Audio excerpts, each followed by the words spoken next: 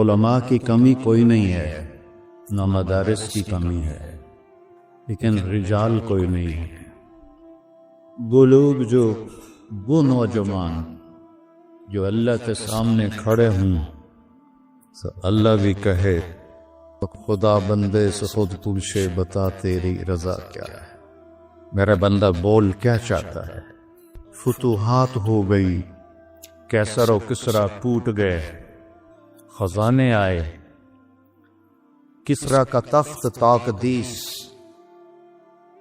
140 ہاتھ لمبا، 110 ہاتھ چوڑا، 1 ایکڑ کے قریب، اور اس میں 1000 سونے کے گنبد لگے ہوئے تھے اور 1,40,000 چاندی کی میخیں لگی ہوئی تھی، اور اس کا 2.5 من کا وزنی تاج جو لٹکا ہوتا تھا وہ اس میں سر دے کے بیٹھتا تھا۔ یہ سب مدینے میں آیا ہے۔ تو صحابہ کون 10 مبشرہ مشورہ کرنے لگے، عمر کو اب اپنا طریقہ بدلنا چاہیے، اللہ نے اتنی سہولت دے دی، کوئی خادم رکھے، چھنے ہوئے آٹے کی روٹی کھائے اور کپڑے اچھے پہنے، بڑے بڑے وفود آتے ہیں۔ تو حضرت علی کہنے لگے جو مرضی کر لو مانے گا کوئی نہیں، کہنے نہیں بات تو کرنی چاہیے۔ تو کون بات کرے؟ کہا حفصہ اور عائشہ رضی اللہ عنہ، ایک بیٹی اور ازواج مطہرات میں سے، دوسری محبوب بے رسول ہے، تو ان دونوں کو تیار کیا گیا۔ یہ دونوں تشریف لائیں تو حضرت عمر گنجے ہو گئے تھے، آخر لیٹے ہوئے تھے، اٹھ کے بیٹھ گئے۔ تو حضرت عائشہ متکلم بنی کہ امیر المومنین آپ سے ایک بات کرنی ہے، کہو۔ اللہ تعالیٰ نے ہمارے نبی کے دور میں دنیا نہ بھیجی، نہ انہوں نے دنیا کا ارادہ کیا، وہ ایسی ہی چلے گی۔ میرے باپ کا زمانہ آیا، اللہ نے دنیا نہ بھیجی، نہ انہیں ارادہ کیا، تو وہ بھی ویسی ہی چلے گی۔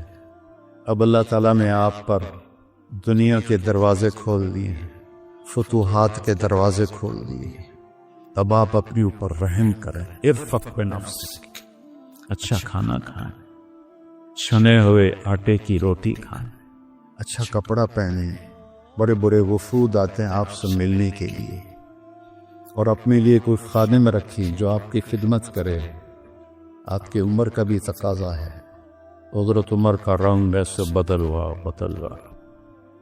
جب حضرت عائشہ نے بات ختم کی تو کہنے لگے مجھے بتاؤ تمہیں کس نے بھیجا ہے؟ کہنے لگی کوئی ہاں نہ کرو گے تو ہم بتائیں گے، ویسے تو نہیں بتائیں گے۔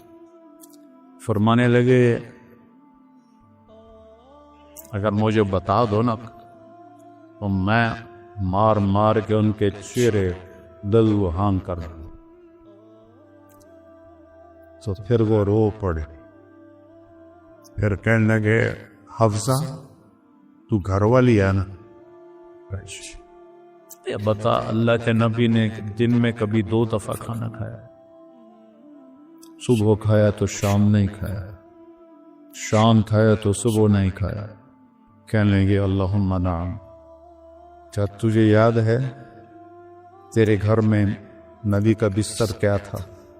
ایک بوریا تھا جس کو تو دوہرا کر کے بچھاتی تھی، ایک عذاب تو نے اس کی ایک تہ اور لگا دی۔ تو آپ نے پوچھا حفصہ میرا بستر بدل دیا ہے؟ کہ نہیں یا رسول اللہ، وہی ہے، ایک تہ اور لگا دی تاکہ آپ کے لیے نرم ہو جائے، کہ اس سے واپس اسی طرح کر دے، مجھے رات کو اٹھنے میں مشکل پیش آئی۔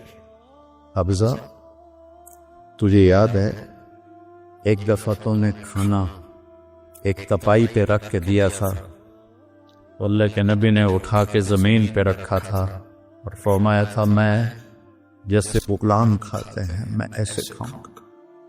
اور تجھے یاد ہے اللہ کے نبی کے پاس ایک ہی جوڑا ہوتا تھا اور اس کو خود دھوتے تھے، اور بلال آ کر کہتے تھے کہ یا رسول اللہ الصلاۃ، تو آپ فرماتے تھے بلال میرے کپڑے خشک نہیں ہوں۔ نماز لیٹ ہو جاتی تھی کہ دوسرا جوڑے نہیں ہوتا تھا۔ کہنے لگی جی ہاں، کیا تجھے یاد ہے کہ ایک دفعہ جوڑا بھی نہیں تھا، رات میں ایک انصاری عورت سے چادر منگوائی تھی اور وہ لپیٹ کر جا کے نماز پڑھائی تھی، وہ تمہیں یاد ہے؟ جی سارو قطار رونے لگے۔ فرمایا عائشہ حفصہ جنہوں نے تمہیں بھیجا ہے انہیں جاتے کہو کہ 3 دوست ہیں جو ایک منزل کی طرف چلے، پہلا چلا وہ پہنچ گیا، دوسرا چلا وہ بھی پہنچ گیا، اب تیسرا راستے میں ہے، ان کی راہ پر چلے گا تو ان تک پہنچے گا، اگر اس سے ادھر ادھر ہوا تو پھٹک جائے گا۔ الذی نفسی بیدی لأکرہن نفسی علی ما انا علیہ، اس ذات کی قسم جس کے قبضے میں میری جان، میں اپنی جان کو اسی طرح کھپاؤں گا جس پر میں ہوں، یہاں تک کہ میرا اللہ مجھے میرے ساتھیوں سے ملا دے۔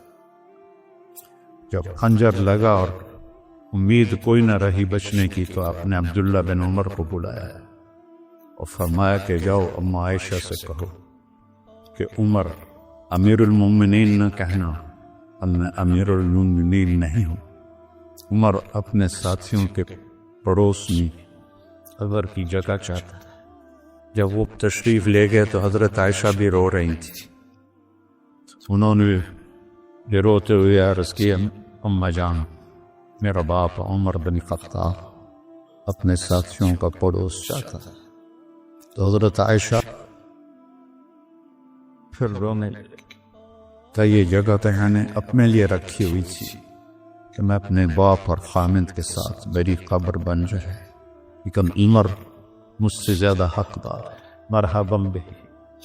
جب وہ آئے تو ان کو حضرت عمر کو بتایا کہ اجازت ہو گئی، کہا نہیں بیٹا، ہو سکتا ہے میرے شرم میں اجازت دی ہو، جب میں مر جاؤں اور میرا جنازہ لے کے دروازے پر پہنچو تو دروازہ پر جنازہ رکھ دینا اور پھر اندر جا کے دوبارہ اجازت لینا، اس وقت اجازت ملے تو اندر لے جانا ورنہ مجھے بقیع میں دفن کر دے۔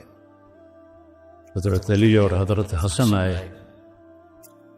تو گھبراہٹ دیکھی، رسول نے فرمایا موت سے ڈر گئے؟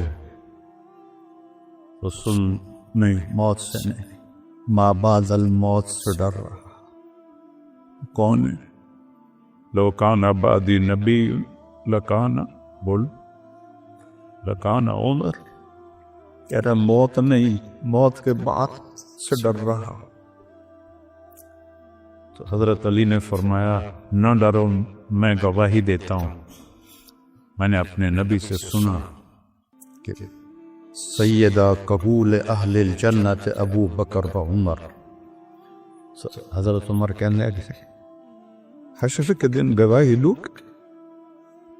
فرمائے میں بھی دوں گا، میرا بیٹا حسن بھی دے گا ساتھ۔ وہ تشریف لے گئے، پیچھے موت کے آثار نظر آئے تو ان کا گود میں سر تھا بیٹے عبداللہ بن عمر کی، تو کہنے لگے دانی علی الارض، وہ یہ زمین پر ڈالا،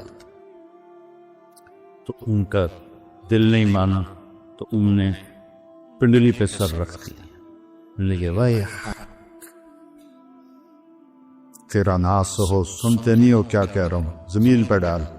آپ مسجد میں داخل ہوئے، آپ کے دائیں طرف ابو بکر تھے، بائیں طرف عمر تھے، آپ نے فرمایا ہمیں دیکھ رہے ہو؟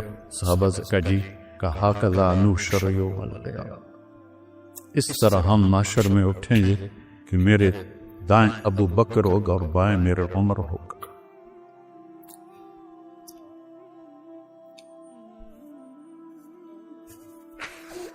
آپ نے حضرت حفصہ کو طلاق دی تو اللہ کا فرشتہ آیا کہ میرے عمر کو تکلیف ہوگی، رجوع کرو، رجوع کرو۔ اپنے نبی کی منشا کے خلاف اللہ نے فیصلہ لیا کہ میرے عمر کو تکلیف ہوگی، رجوع کرو، تو آپ نے رجوع فرمایا۔ تو جب انہوں نے زمین پہ سر رکھا تو الٹے ہو گئے اور اپنا چہرہ زمین پہ ایسے ملنے